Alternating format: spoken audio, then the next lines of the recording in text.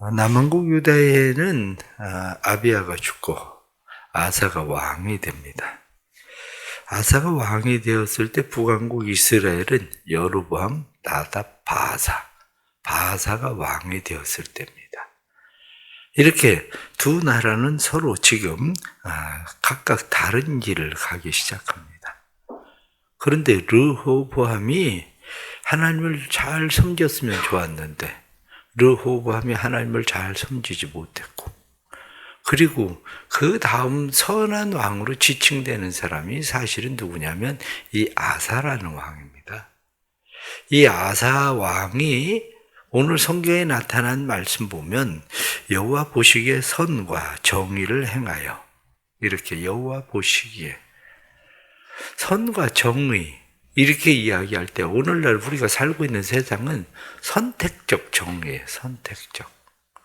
대통령이 무엇을 결정하면 한쪽에서는 잘했다고 이야기하고 한쪽에서는 못했다고 이야기하고, 내가 무엇을 결정을 해도 누군가는 잘했다고 하고 누군가는 못했다고 하고, 그 이유는 선택적 정의라고 그래요. 사람들은 자기에게 오르면 선하고 자기에게 유익이 되지 않으면 악하다고 보거든요. 자기에게 좋으면 정의롭고 자기에게 좋지 않으면 정의롭지 않아요. 그래서 대법원에 가서 판결을 내려도 사람들은 그것을 받아들이지 않아요. 왜 받아들이지 않습니까? 정의롭지 않다는 거예요. 선택적 정의거든요. 그런데 오늘 성경에 나타난 말씀 보면 여호와 보시기에 선과 정의를 행했다. 그러기에 우리가 살아가는 이 일에 있어서 정의의 기준은 누구냐? 하나님이 보시기에. 선의 기준은 누구냐? 하나님이 보시기에. 사람들이 어떻게 보느냐? 사실은 그게 그렇게 중요하지 않아요. 그런데 늘 우리가 의식하고 살아가는 게 뭡니까? 사람들이 뭐라고 얘기하느냐? 그래서 조금 무슨 얘기하면 사람들이 다 그러더라. 사람들이 다 그러면 어떻습니까? 사람들이 다 그래도 하나님 믿고 하나님 의지하고 살겠다는 사람들이 하나님이 그렇다고 그러면 그런 거지. 하나님이 아니라고 그러면 아닌 거지. 이게 바로 우리가 살아가는 신앙의 태도라고요. 그런데 아사가 하나님 보시기에 선과 정의를 행했다 이렇게 말씀하는 중요한 것은 하나님의 율법의 말씀이 기준인 거죠. 특별히 오늘 성경 본문에 말씀하고 있는 것은 우상들을 제거했다. 그 얘기예요. 모두 우상들을 다 제거하기 시작했다. 그래서 율법과 명령을 행하여 성경은 그렇게 말씀하면서 산당과 태양상을 없앴다. 이렇게 산당과 태양상, 주상, 아세라상, 이방 제단 이런 모든 하나님 외에 다른 것을 신으로 섬기려고 하는 것들을 제거했다. 이렇게 이야기하는 거죠. 우리도 중요한 하나님의 정의는 뭐냐? 하나님 외에 다른 신을 우리 안에 두는 거, 그게 악이에요. 그러니까 하나님이 우리의 삶의 중심이 되는 거, 이게 선이고 이게 정의예요. 그게.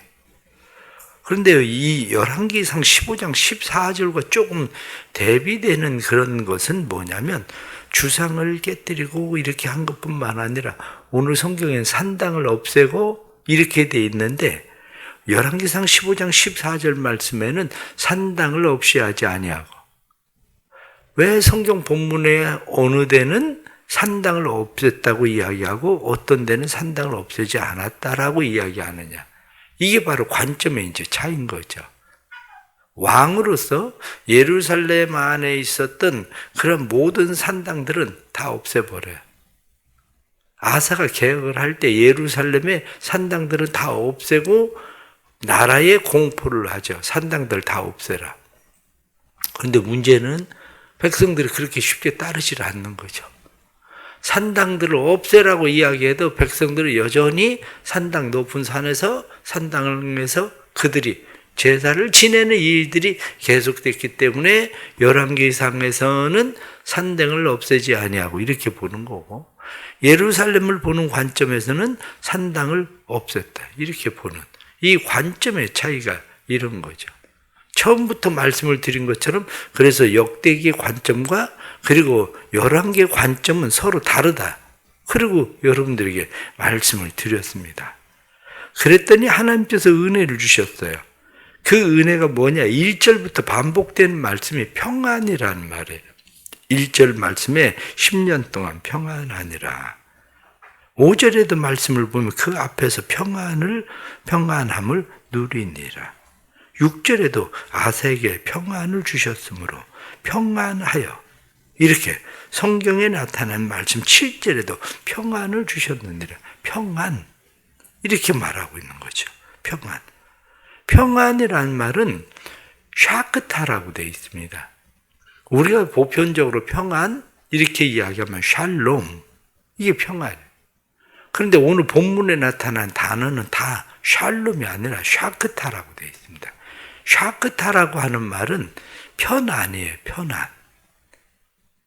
그러니까 샬롬 그러면 평안인데 실제적으로 여기 본문에 나타나는 샤크타는 편안이에요. 편안.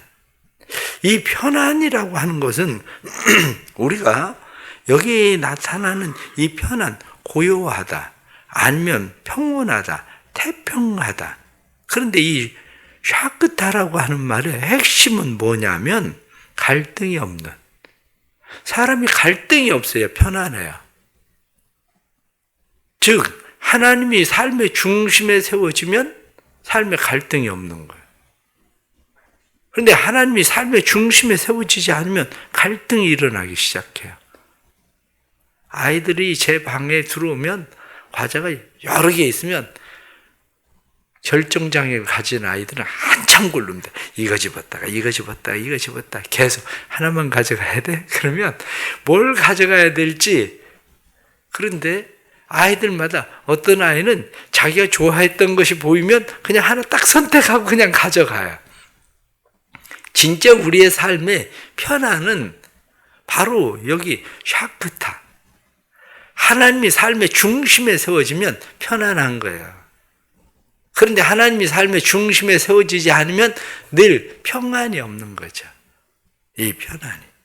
그럴 때 하나님께서 그들이 여호와를 찾았다, 주를 찾았다. 7절에 나타난 말씀처럼 하나님을 찾으니까 7절 하반절 말씀에 그들이 성읍을 형통하게 건축하였더라.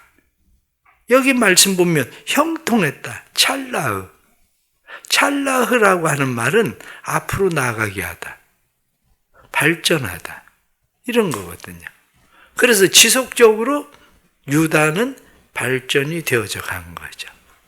유다가 그렇게 발전이 되어져 갔는데 문제가 생겼습니다. 그것은 아사의 군대가 유다 사람이 30만, 베냐민 사람이 28만, 이렇게 58만인데 9절 말씀 보니까 구수 사람 세라가 치려고 들어왔다. 구수, 이렇게 하면 우리가 자꾸 어렵게 생각. 구수는 애굽이에요. 애굽. 구수는 애굽. 애굽의 왕. 지금 그가 세라가 쳐들어왔다. 이 세라는 애굽의 22왕조 2대 왕입니다. 2대 왕이었는데 오소르콘 1세라고 돼 있어요. 오소르콘 1세가 지금 여기 성경에 나오는 세라라고 하는 사람이에요. 르호보암 때에도 구수 사람들이 침략을 했었죠. 시삭이라고. 그 시삭은 누구냐면 쉐송크라고. 1대죠. 1대 쉐송크 그리고 2대. 그런데 100만 명을 데리고 유다를 공격을 한 거죠. 100만 명을 거느리고 유다를 공격을 했는데 성경에 나타난 말씀을 보니까 이 100만이라고 하는 숫자에 대한 의미는 해석하기에 의해서 조금씩은 다릅니다.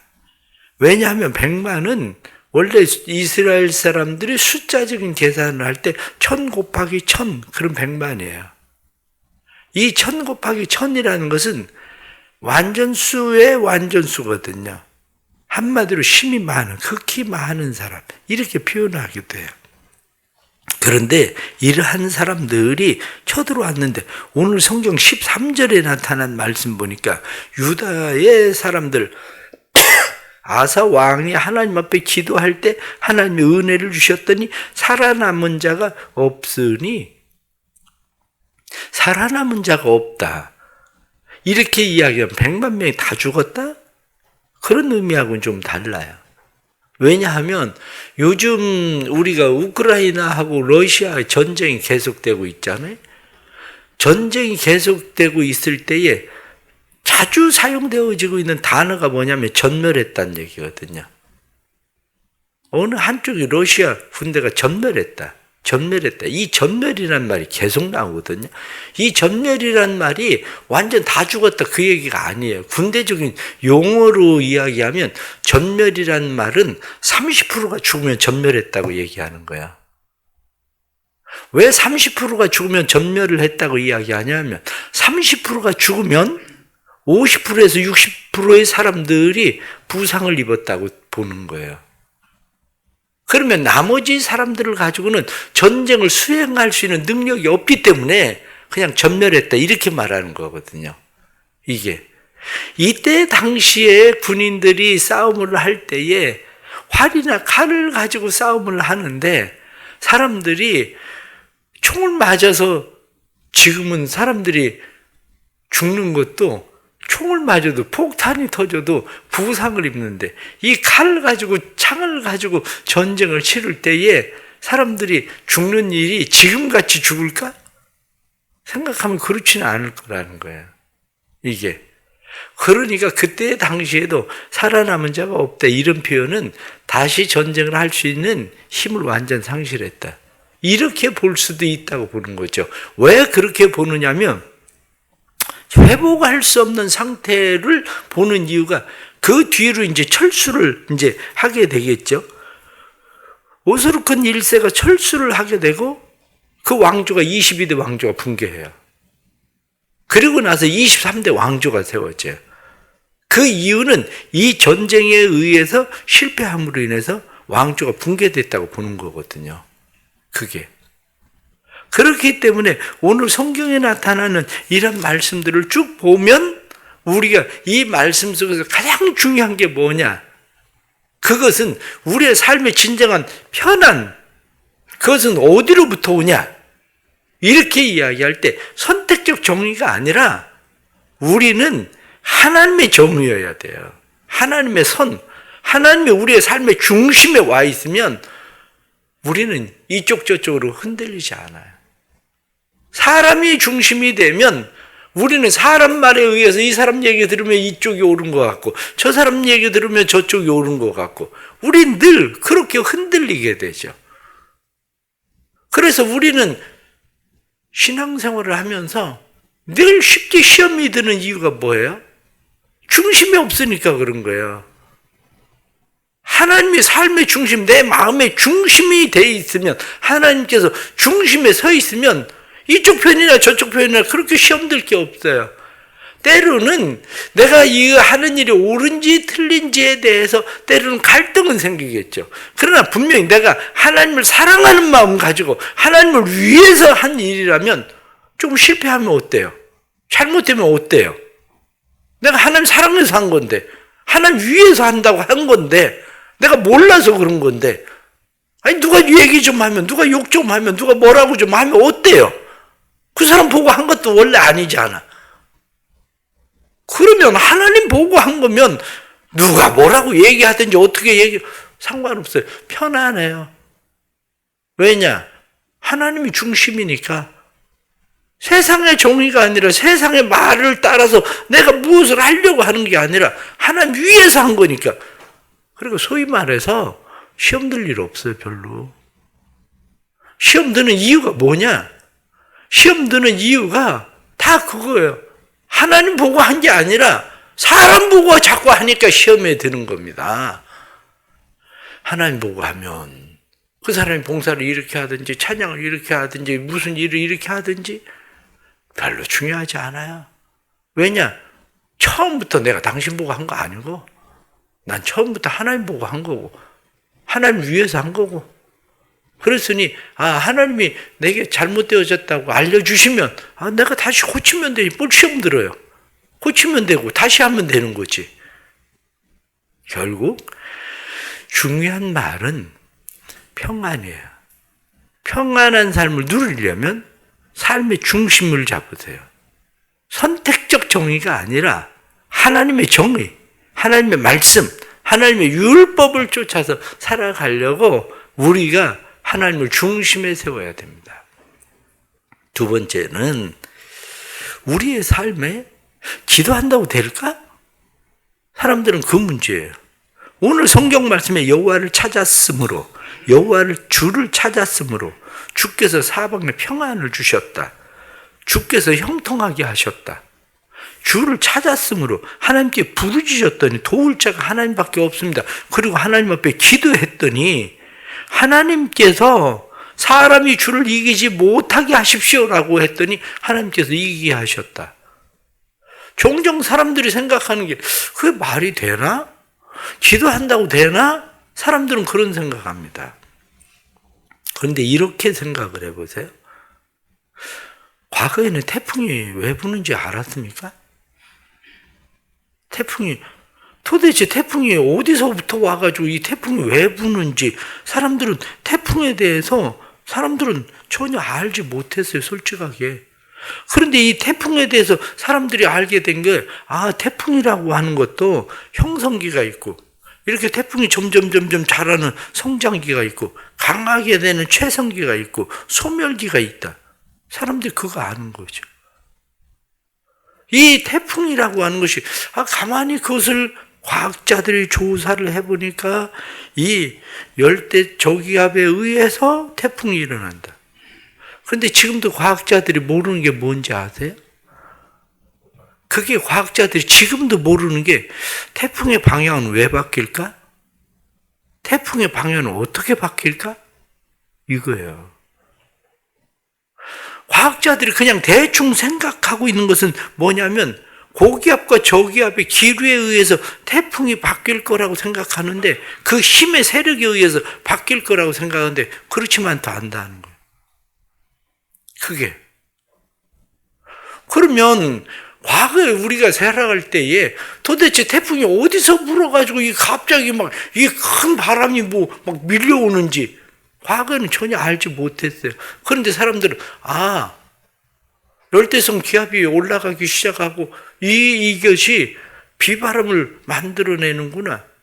이것을 과학적으로 증명을 해내는 것처럼 오늘날 사람들이 영적인 세계를 이해를 못해서 그러는 거지 우리의 기도하는 일들은 영적인 세계 가운데서 하나님을 움직이는 일이라고요. 그게 마치 태풍이 일어나기 위해서 우리는 그쪽에 한마디로 날씨가 기온이 더워지기 시작하고 그러면 모든 것이 다 태풍이 되는 그렇지 않아요. 원래 이 더워져서 습기가 올라가는 일들은 엄청나게 일어나는데 세계적인 태풍은 한 60개 정도밖에 되지 않아요. 바로 그거예요. 그게 일어난다고 해서 모두 태풍이 되는 한마디로 수증기가 올라간다고 해서 태풍이 되는 것도 아니고 그게 물폭탄이 되는 게 아니에요. 마찬가지로 우리가 기도할 때 영적인 원리를 잘 모르니까 그러는 거지 성경이 우리에게 말씀하는 것은 하나님이 우리의 기도를 들으신다는 거예요. 하나님이 우리의 기도를 들으시고 응답하신다는 거예요. 하나님이 우리의 기도를 들으시고 우리를 도와주신다는 거예요. 그게. 그런데 그걸 이해하지 못하는 사람들은 그걸 이해할 수가 없으니까 기도한다고 진짜 되는 거야? 이렇게 생각을 하는 거죠. 그러나 성경이 우리에게 지금 반복적으로 특별히 역대기에서 반복적으로 계속 말씀하고 있는 것이 무엇인가를 잘 생각하십시오. 역대기에서 반복적으로 이야기하고 있는 것은 하나님을 의지하고 하나님을 신뢰하는 사람들은 된다는 거예요. 하나님 앞에 기도하고 하나님을 붙드는 사람들은 된다는 거예요. 그래서 오늘 성경 말씀에 주의 이름을 의탁한다. 우리가 하나님의 이름을 의탁하고 하나님 우리는 싸우는 사람들입니다. 사람이 주를 이기지 못하도록 하나님 은혜를 베풀어 주십시오. 그리고 하나님 앞에 기도해요. 그랬더니 인간적으로는 유다 작은 나라가 애굽을 어떻게 이기겠습니까? 그런데 유다의 작은 나라가 성경은 애굽을 이겼다는 거예요. 애굽을. 오늘날 우리의 삶에도 여기에 있어요. 어제도 말씀을 드린 것처럼 전쟁은 사람에게 속한 게 아닙니다. 전쟁은 여호와께 속했다. 성경이 말씀한 것처럼 우리의 삶에 일어나는 많은 전쟁들 가운데서 우리가 승리할 수 있는 것은, 태풍의 방향을 바꿀 수 있는 것은 결국 하나님의 손에 있는 거죠. 그것을 지으신 하나님. 우리는 그 하나님을 믿고 사람이 주를 이기지 못하게 하십시오. 이렇게 이야기하고 있는 이 사람이라고 하는 것을 생각해 보십시오. 성경이 말씀하고 있는 사람, 이렇게 이야기할 때 사람은 깨어지기 쉬운 존재, 죽을 수밖에 없는 존재, 깨어지기 쉬운 존재, 죽을 수밖에 없는 존재가 어떻게 영원하신 하나님을 이기겠습니까? 오늘 주시는 말씀 생각하면서 삶의 중심이 또 새로워지길 바랍니다. 사람 보고 신앙생활 하지 말고 하나님의 말씀이 중심돼야 됩니다. 그래야 마음에 진짜 평안이 와요. 그래야. 사람 보고 내가 이길 수 있겠다고 없겠다가 아니라 하나님께서 우리의 모든 싸움에 개입하시고 간섭하신다는 것을 믿으면 기도하십시오. 주를 의지합니다. 도우실 자가 주밖에 없습니다. 주를 의탁합니다. 주를 이기지 못하게 해주십시오. 주님 도와주십시오. 그리고 기도하면 오늘도 하나님께서 우리의 삶에 은혜 주셔서 믿음에 승리하게 하시는 삶의 역사를 주실 줄로 믿습니다. 기도하겠습니다. 하나님 아버지, 세상을 살면서 약하고 부족하지만 저희들이 하나님이 삶의 중심 되기를 원합니다. 도와주십시오. 하나님이 삶의 중심이 되셔서 내 힘, 내 의지, 내 노력으로 사는 게 아니라 하나님의 정의를 따라, 율법의 말씀을 따라 하나님이 우리의 삶의 중심되는 삶을 살 수 있도록 주님 도와주옵소서. 우리는 늘 세상 사람들의 눈치를 보며 살아갑니다. 선택적 정의에 의한 그러한 일들로 우리는 마음이 상하기도 합니다. 그러나 하나님이 우리의 정의십니다. 하나님이 우리의 선이십니다. 하나님만이 우리의 주십니다.